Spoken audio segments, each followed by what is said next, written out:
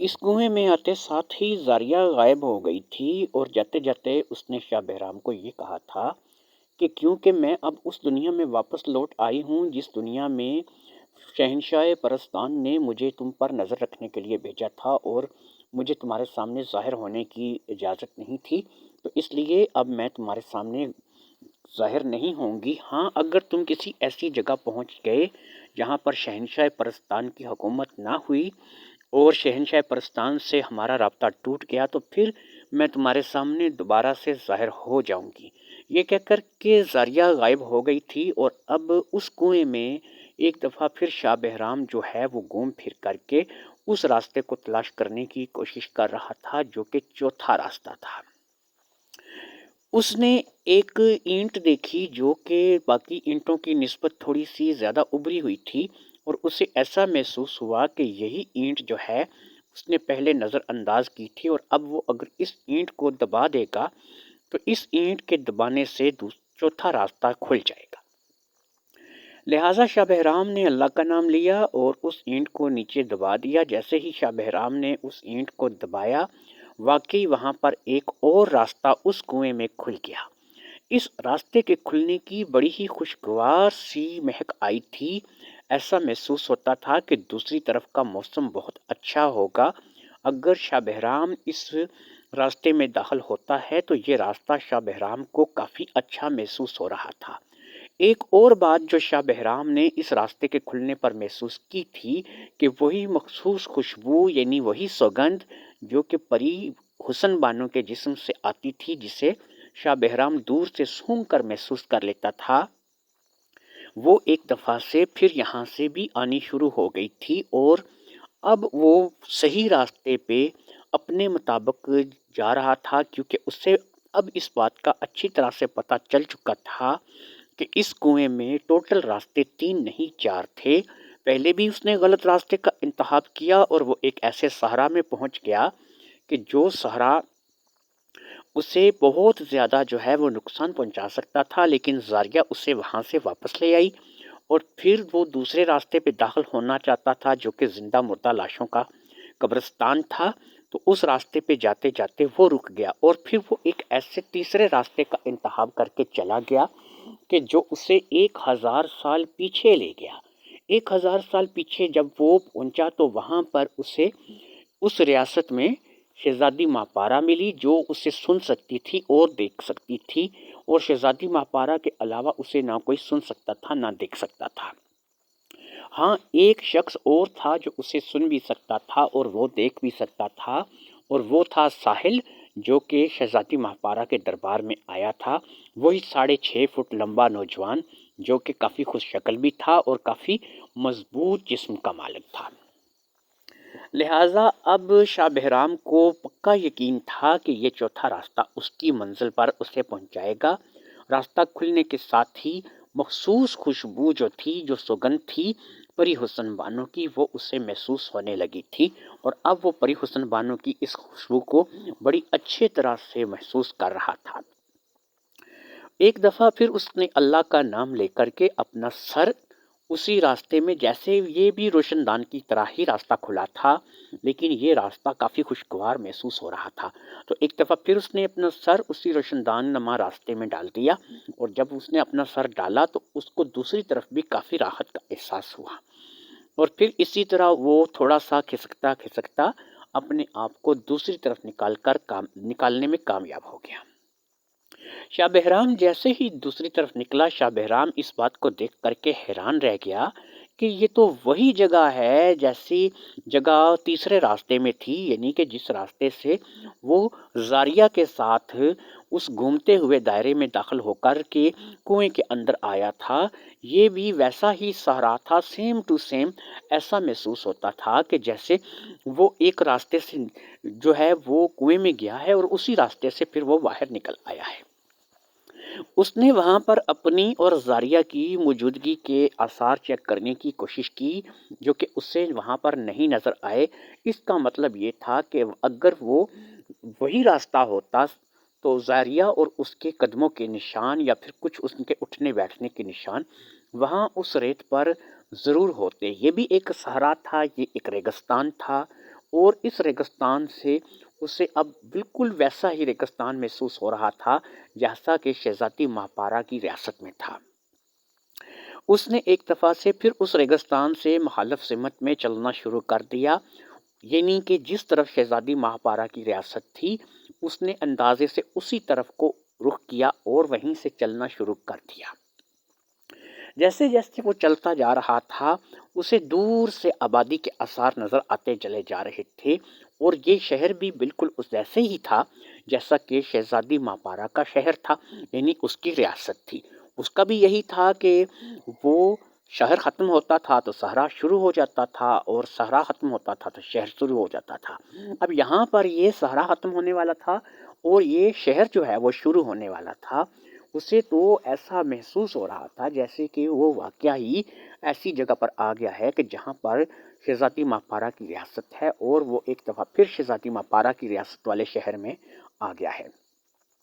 لیکن جب وہ اس شہر کے اندر داخل ہوا تو اسے اس چیز کا احساس ہوا کہ یہ شہر بالکل ویسا نہیں تھا۔ کچھ چیزیں ایسی تھیں جو اس شہر سے مختلف تھیں۔ یہاں کے لوگ، یہاں کے رہنے سہنے کا انداز، یہاں کے بازار، یہاں کی دکانیں بالکل ویسی نہیں تھیں جیسی کہ شہزادی ماہپارا کی ریاست میں تھی۔ اس کا مطلب یہ ہے کہ یہ تھوڑا سا الگ شہر تھا، تو ہو سکتا ہے کہ یہاں پر کچھ باقی معاملات بھی الگ ہوں۔ ایک بات جو شاہ بہرام کو بہت زیادہ پریشان کر رہی تھی، اور وہ یہ پریشان کر رہی تھی کہ یہاں اس شہر کے لوگ بھی شاہ بہرام کو ویسے ہی پیش آ رہے تھے، یعنی کہ وہ نہ شاہ بہرام کو دیکھ سکتے تھے اور نہ ہی سن سکتے تھے۔ شاہ بہرام دل ہی دل میں دعا کر رہا تھا کہ پہلے تو میں 1000 سال پیچھے چلا گیا تھا، اب پتہ نہیں میں کہاں آ گیا ہوں کہ نہ یہ لوگ مجھے دیکھ سکتے ہیں نہ سن سکتے ہیں۔ اسی طرح چلتے چلتے وہ اپنے اندازے کے مطابق اس جگہ پر پہنچنا چاہ رہا تھا جہاں پر تیسرے راستے میں شہزادی ماہپارا کا محل تھا، اور اس بار یہاں پر وہ دیکھنا چاہتا تھا کہ اس شہر میں بھی کیا اسی جگہ پر پہنچ کر کوئی محل موجود ہے یا نہیں ہے، اور اگر وہ محل ہے تو کیا وہ شہزادی ماہپارا کا محل ہے۔ اگر وہ شہزادی ماہپارا کا محل ہے تو شہزادی ماہپارا اسے سن لے گی، محسوس کر لے گی، اور ہو سکا تو وہ اس کی مدد بھی کرے گی۔ لہٰذا اسی اعتبار کے ساتھ، اسی بھروسے کے ساتھ وہ تھا کہ چلتا چلا جا رہا تھا، اور پھر وہ پہنچ گیا واقعی ایک بہت بڑے محل کے سامنے۔ یہ محل شہزادی ماہپارا کے محل جیسا نہیں تھا۔ شہزادی ماہپارا کے محل کی بناوٹ کچھ اور طریقے کی تھی، اور اس محل کی بناوٹ کچھ اور طریقے کی تھی، لیکن بہرحال یہ دونوں ہی محل بہت بڑے محل تھے، بڑے پرشکوہ محل تھے۔ وہ بنا کسی دربان کی نظروں میں آئے، بنا کسی سے بات کیے محل کے اندر داخل ہو گیا۔ یہاں پر بھی اسے کسی نے نہ روکا، اور نہ ہی کسی نے اسے دیکھا، اور نہ ہی کسی نے اسے محسوس کیا۔ لہٰذا وہ بڑی بے فکری کے عالم میں اس محل کے اندر داخل ہو گیا۔ اب اس نے اس محل کو اچھی طرح سے گھومنا شروع کر دیا۔ وہ اس محل میں بھی ایک ایسا کمرہ تلاش کر رہا تھا کہ جس کمرے سے اسے سب سے زیادہ پری حسن بانو کی سوگند آئے۔ پری حسن بانو کی سوگند اس کو کس کمرے سے زیادہ آ رہی تھی، اور وہ محل کے کس کمرے میں جانا چاہتا تھا؟ کیا ماہپارا کی طرح یہاں بھی ایک ایسا کمرہ موجود تھا کہ جس میں پری حسن بانو سے ملاقات ہو جاتی، یا پھر ماہپارا کی طرح کوئی اور شہزادی اس کی منتظر تھی؟ خیر وہ اسی طرح سے پورے محل میں گھومتا رہا، گھومتے گھومتے آخر کار اسے ایک ایسا کمرہ نظر آیا جو باقی کمروں کی نسبت بڑا بھی تھا اور الگ تھلگ بھی تھا۔ اب اس نے اللہ کا نام لے کر اس کمرے کو کھولا اور اس کمرے میں داخل ہو گیا۔ وہ جیسے ہی اس کمرے میں داخل ہوا تو وہ دیکھتے کا دیکھتا رہ گیا۔ دیکھنا کیا تھا کہ سامنے کا منظر ہی ایسا تھا کہ جسے اس نے دیکھنا ہی تھا، اور اس نے اس منظر کو اپنی آنکھوں میں دیکھنا کیا تھا، اتار لینا تھا۔ سامنے ایک زنجیر کے ساتھ پری حسن بانو بندھی ہوئی بیٹھی تھی۔ پری حسن بانو کا حسن لاجواب حسن اپنی مثال آپ تھا۔ وہ ایک زنجیر کے ساتھ بندھی ہوئی تھی۔ زنجیر پری حسن بانو کے ایک پاؤں میں بندھی ہوئی تھی۔ وہ اتنی بڑی زنجیر تھی کہ پری حسن بانو اس کمرے میں، پورے کمرے میں گھوم پھر سکتی تھی، اور اس نے دیکھا کہ ایک طرف انواع اقسام کے کھانے پڑے ہیں، فروٹ پڑے ہیں جو کہ جب چاہے پری حسن بانو کھا سکتی ہے، بہت سے مشروبات پڑے ہیں جن کو جب چاہے پری حسن بانو پی سکتی ہے، لیکن اس کے باوجود وہ ایک زنجیر کے ساتھ بندھی ہوئی تھی۔ شہزادہ شاہ بہرام پری حسن بانو کو دیکھ کر تھوڑی دیر تک تو حیرت زدہ رہا، پھر جیسے ہی اسے اس بات کا ہوش آیا کہ اس کے سامنے کوئی اور نہیں بلکہ اس کی اپنی بیوی پری حسن بانو کھڑی ہے، تو وہ فٹافٹ سے بھاگتا ہوا جا کر پری حسن بانو سے لپٹنے لگا۔ لیکن یہ کیا، وہ تو پری حسن بانو کے آر پار ہو گیا تھا۔ یا تو وہ خود روح تھا یا پھر پری حسن بانو جو تھی وہ روح تھی۔ وہ پری بانو کے جسم کے اندر سے نکل گیا تھا۔ اسے ایسا محسوس ہوا تھا کہ جیسے وہ پری بانو کے اندر سے نکل گیا ہے۔ اس نے پری بانو کو پکارا، لیکن اسے بالکل یہ محسوس ہوا کہ پری بانو تو اس کی کسی بات کا جواب ہی نہیں دے رہی ہے۔ یہاں بھی وہی معاملہ تھا کہ پری حسن بانو بھی نہ اسے دیکھ پا رہی تھی نہ اسے سن پا رہی تھی۔ اس نے پری حسن بانو کو بار بار آواز دی، لیکن یہاں پر بھی پری حسن بانو ہے اس کی کسی بات کا کوئی جواب نہیں دے رہی تھی۔ کافی دیر تک وہ بڑے جتن کرتا رہا۔ اس نے بڑی کوشش کی کہ کسی طریقے سے وہ پری بانو تک اپنی بات کو پہنچا سکے، لیکن یہاں پر تو پری بانو تھی کہ اسے بالکل اس بات کا احساس ہی نہیں تھا کہ کمرے میں اس کے علاوہ کوئی اور بھی موجود ہے۔ ہاں، اس نے سوچا کہ میں کمرے میں سے کسی چیز کو اٹھا کر کے اس کو پھینکتا ہوں تو اس کی طرف، میری طرف جو ہے وہ پری حسن بانو متوجہ ہو جائے گی۔ تو اب اس نے جس چیز کو بھی پکڑنا چاہا اس میں سے بھی اس کا ہاتھ گزر گیا، یعنی کہ وہ تو کسی چیز کو بھی نہیں اٹھا پا رہا تھا۔ بالکل ایسا محسوس ہو رہا تھا کہ جیسے شاہ بہرام ایک شہزادہ نہیں بلکہ کوئی روح ہے۔ اس بات کو لے کر کے شاہ بہرام بے حد پریشان ہوا۔ وہ اس کمرے سے باہر نکل آیا۔ تھوڑی دیر تک وہ اپنے جذبات پر قابو پاتا رہا۔ اسے سمجھ میں نہیں آ رہا تھا کہ وہ کیا کرے کیا نہ کرے، کہاں جائے کہاں نہ جائے۔ اس سچویشن نے اسے بہت زیادہ پریشان کر دیا تھا۔ اس صورتحال کو دیکھ کر کے وہ اس قدر پریشان ہوا کہ وہ اس محل سے ہی باہر نکل آیا۔ محل سے باہر آ کر کے اس نے پورے شہر میں گھومنا شروع کر دیا، مگر اسے پورے شہر میں گھومتے گھامتے کسی جگہ پر بھی کوئی بھی ایسی چیز نہیں نظر آ رہی تھی کہ جو اس کی مدد کر سکتی یا پھر اسے اس میں کوئی تعاون حاصل ہوتا یا کوئی مدد حاصل ہوتی۔ پھر اسے زاریہ کا خیال آیا کہ زاریہ نے کہا تھا کہ اگر میں کسی ایسی جگہ تم پہنچ گئے کہ جہاں پر مجھے شہنشاہ پرستان کا حکم جو ہے وہ بجا نہ لانا ہوا، ان کے حکم کی جو ہے مجھے نہ ضرورت ہوئی، تو میں تمہارے سامنے ظاہر ہو جاؤں گی۔ اب اس نے زاریہ کو پکارنا شروع کر دیا۔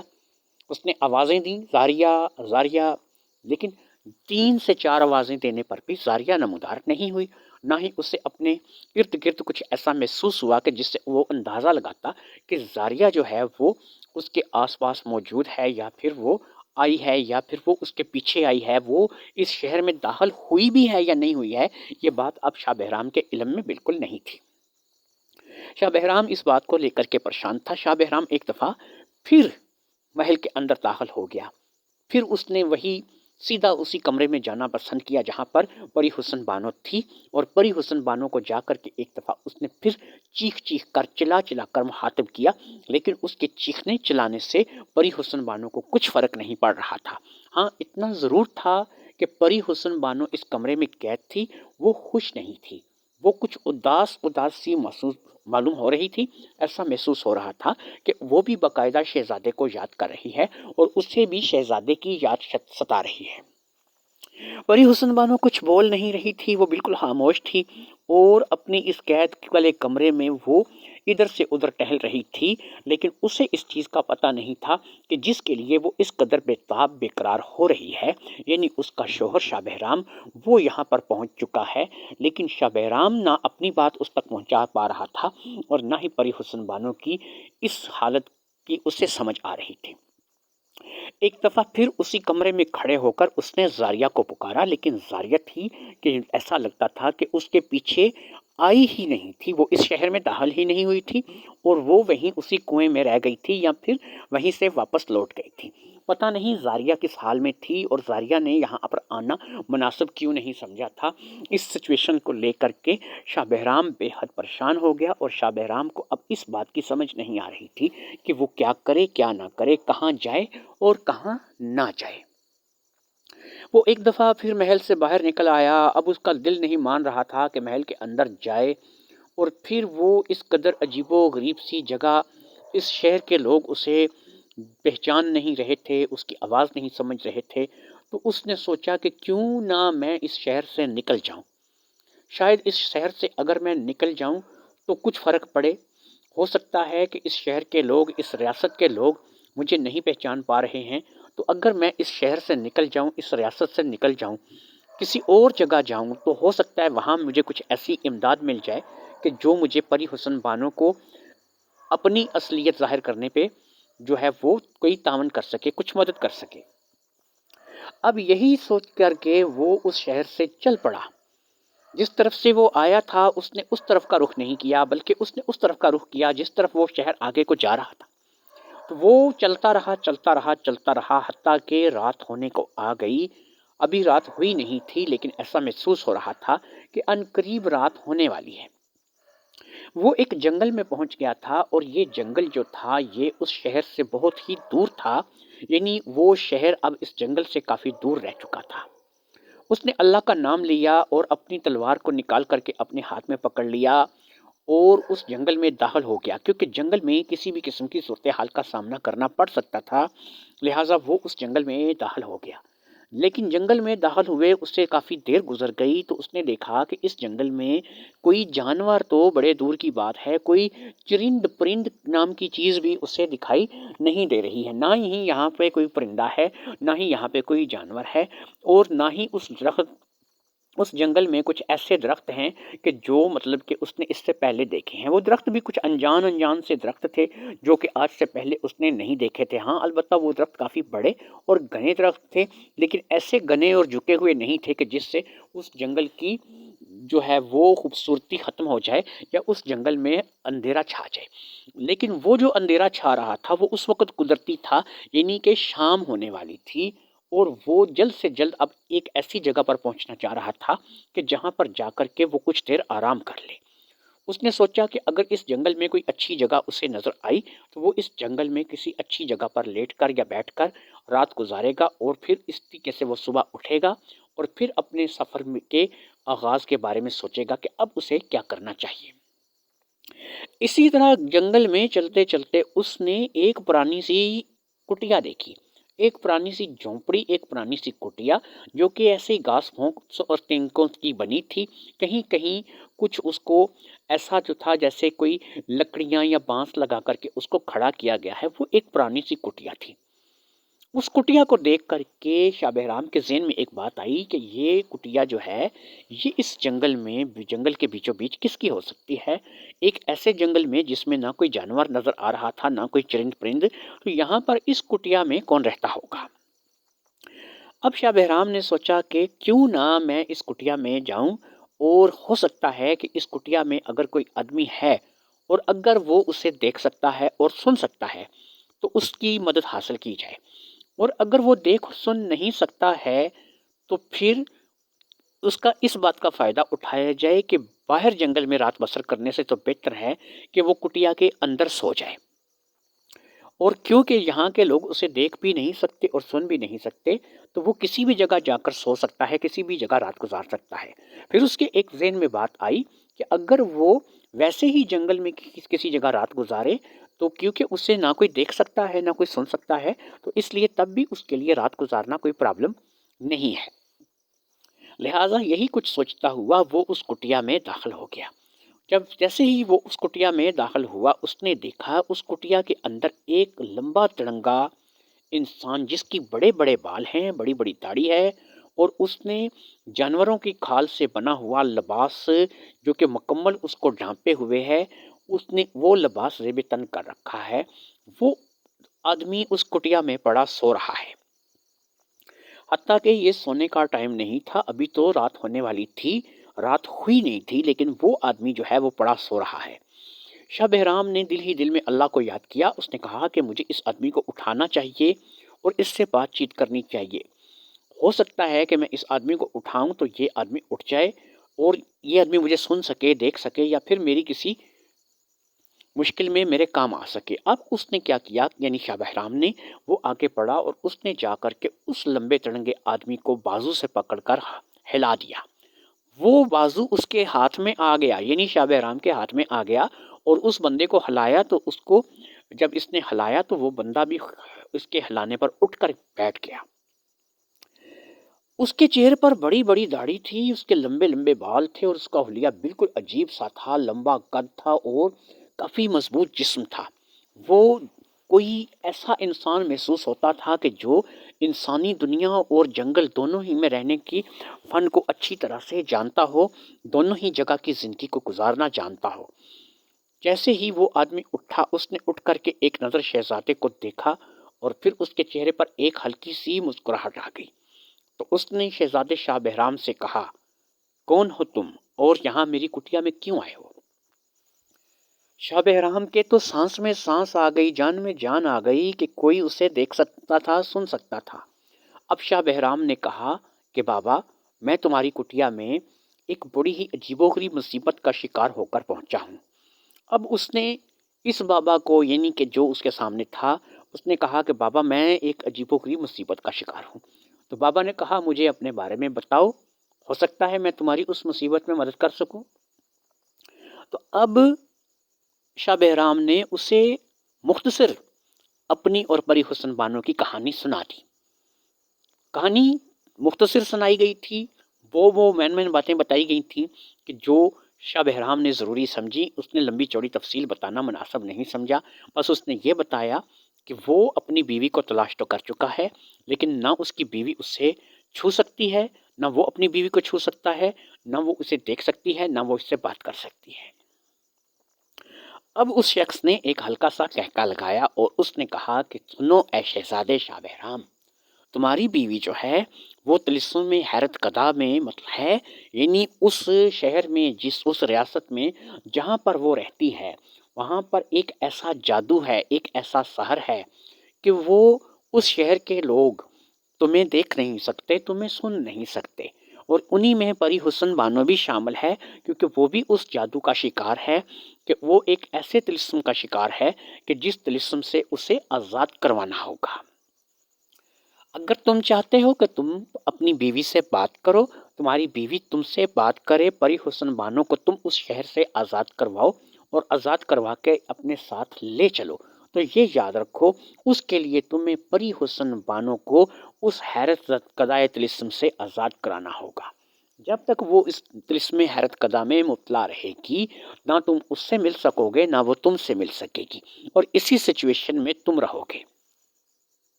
اب شاہ بہرام نے کہا چلو ٹھیک ہے، مجھے یہ بتائیں کہ میں اس کو اس طلسم حیرت کدا سے، اس طلسم سے، اس جادو سے کیسے آزاد کروا سکتا ہوں؟ تو اس شخص نے کہا کہ اس کا ایک ہی طریقہ کار ہے، تمہیں 7 ندیوں کا پانی لانا ہوگا، 7 ندیوں کا پانی لے کر کے آؤ گے۔ جیسے ہی تم 7 ندیوں کا پانی لے کر کے آؤ گے، اس پانی کو تم نے ایک جگہ ایک بوتل میں اکٹھا کرنا ہے۔ جب 7 ندیوں کا پانی تم ایک بوتل میں اکٹھا کرو گے تو اس کے بعد وہ پانی تم اس لے کر کے جاؤ گے، اور جس کمرے میں پری قید ہے اس کمرے میں جا کر چاہے تو تم اس پری پر پانی ڈال دو، چاہے وہ پانی اس کمرے میں پھینک دو۔ جیسے ہی وہ پانی اس کمرے میں گرے گا، وہ طلسم ختم ہو جائے گا اور وہاں پری حسن بانو بھی تمہیں دیکھ سکے گی اور اس شہر کے لوگ بھی تمہیں دیکھ سکیں گے۔ اب شاہ بہرام نے کہا مجھے یہ بتائیے کہ یہ طلسم لگایا کس نے ہے اور پری حسن بانو کس کی قید میں ہے اور یہ کیوں ہے؟ تو اس شخص نے کہا میں یہ نہیں جانتا، مجھے صرف اتنا پتا ہے کہ جیسا تم نے بتایا ہے اس میں پری حسن بانو طلسم حیرت کدا کی شکار ہے، اور طلسم حیرت کدا جو ہے وہ جس نے بھی لگایا ہے۔ بہرحال یہ یاد رکھو کہ اگر تم اپنی بیوی سے ملنا چاہتے ہو تو تمہیں 7 ندیوں کا پانی لانا پڑے گا، اور پھر اس کو ہم ایک جگہ اکٹھا کریں گے، اور پھر وہ پانی تم جا کر کے جیسے ہی اس کمرے میں پھینکو گے وہ سب طلسم ختم ہو جائے گا، اور وہ پری تمہاری جو بیوی ہے وہ ٹھیک ہو جائے گی۔ اب شاہ بہرام نے کہا ٹھیک ہے، مجھے یہ بتائیے زاریہ کہاں ہے؟ میں تو زاریہ کے ساتھ تھا کنویں میں، کنویں تک تو وہ میرے ساتھ تھی، میں جب چوتھے راستے میں داخل ہوا تو اس کے بعد مجھے زاریہ نہیں ملی۔ تو سامنے والے شخص نے کہا کہ دیکھو مجھے تو زاریہ کا خود نہیں پتا ہے کہ زاریہ کہاں ہے، لیکن ایک چیز کا میں اندازہ لگاتا ہوں کہ تم جب اس چوتھے راستے میں داخل ہوئے، زاریہ تم سے کافی بعد میں داخل ہوئی ہو سکتا ہے کہ تمہارے اور زاریہ کے اس شہر میں آنے جانے میں اور اس معاملات میں کافی فرق رہا ہو، اس لیے تم اس سے نہ مل سکے ہو، وہ تم سے نہ مل سکی ہو، وہ تمہیں نہ دیکھ سکی ہو اور تم اسے نہ دیکھ سکے ہو۔ اس لیے میری مانو تو تم ایک چکر دوبارہ شہر کا لگا لو۔ اگر تم شہر میں جاتے ہو تو اسی ریاست کے آس پاس جا کر کے زاریہ کو تلاش کرو، ہو سکتا ہے کہ زاریہ بھی تمہیں تلاش کر رہی ہو، اور تم جب دونوں مل جاؤ گے تو تم دونوں کے لیے پھر وہ 7 ندیوں کا پانی لانا زیادہ جو ہے وہ آسان ہو جائے گا۔ اب شاہ بہرام نے کہا کہ مجھے یہ بتائیے کہ یہ 7 ندیاں کہاں ہیں، اور ان 7 ندیوں میں پانی میں کیسے لے کر کے آ سکتا ہوں؟ تو اس شخص نے کہا کہ اس کا تو بڑا آسان طریقہ کار ہے، اس جنگل میں تم چلتے چلے جاؤ گے شمال کی طرف، وہاں پر تمہیں ایک جگہ ایک گول دائرہ سا گھومتا ہوا دکھائی دے گا، وہ ایک سمجھو دروازہ ہے، تم اس دروازے سے اس دائرے سے اندر داخل ہو جاؤ گے۔ جیسے ہی تم اس دروازے سے اس دائرے سے اندر داخل ہوگے، تم دوسری طرف ایک اور الگ دنیا میں پہنچ جاؤ گے۔ پھر تمہیں وہاں پر ایک ایسی ندی تلاش کرنی ہے جس کا رنگ نیلا ہو، نیلی ایک ہی ندی ہوگی اس علاقے میں، اس کے علاوہ کوئی اور ندی نہیں ہوگی۔ پھر جب تم اس ندی کا پانی اپنے پاس اکٹھا کر لو گے تو تمہیں ایک اور راستہ ملے گا جو تمہیں اس سے آگے کسی اور جگہ لے کر جائے گا۔ اسی طرح تم 7 دروازے اور 7 ندیوں کا پانی لے کر کے آؤ گے، ہر ندی کے پانی کا رنگ پہلے والے پانی سے جدا ہوگا، یعنی 7 رنگ جو ہیں وہ ان 7 ندیوں سے اکٹھے کرو گے۔ پھر جیسے جیسے تم وہاں پر گئے تھے ویسے ویسے ہی تم واپس آؤ گے، اور پھر جیسے ہی تم واپس پہنچو گے تو تمہارے پاس ان 7 ندیوں کا پانی ہوگا، اور پھر وہ پانی لے جا کر تم میرے کہے کے مطابق پری پر ڈال دو گے یا پھر اس کمرے میں پھینکو گے، تو وہ طلسم حیرت کدا ختم ہو جائے گا اور تمہاری پری بالکل ٹھیک ہو جائے گی۔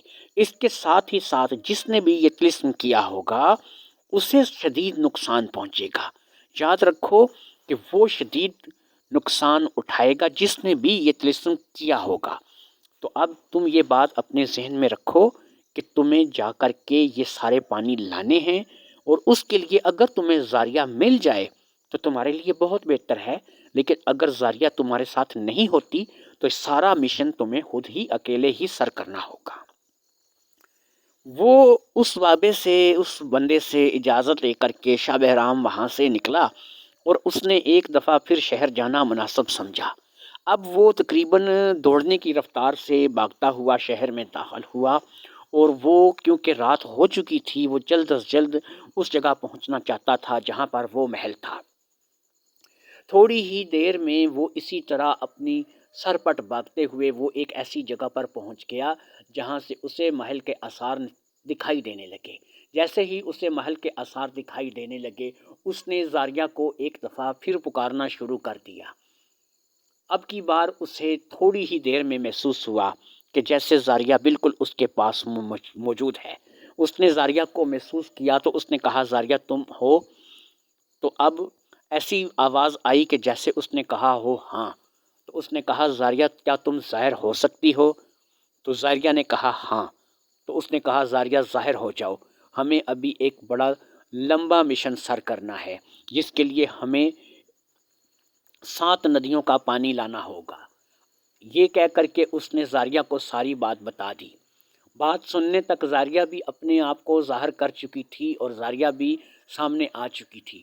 اس کی بات سن کر اس نے بھی یہی کہا کہ ہاں یہی طلسم حیرت کدا کا شکار ہے، یہ پورا شہر جو ہے وہ طلسم حیرت کدا کا شکار ہے، اور اس سے جس نے بھی اس شہر پر یہ طلسم کیا ہے وہ خود نقصان اٹھائے گا اگر ہم 7 ندیوں کا پانی لے آتے ہیں۔ ٹھیک ہے، میں تمہارے ساتھ چلنے کے لیے تیار ہوں، ہم دونوں اس سفر میں ساتھ ہوں گے اور میں تمہاری پوری مدد کروں گی، کیونکہ یہ بھی ایسی جگہ ہے جہاں پر میں بادشاہ کے حکم کی پابند نہیں ہوں۔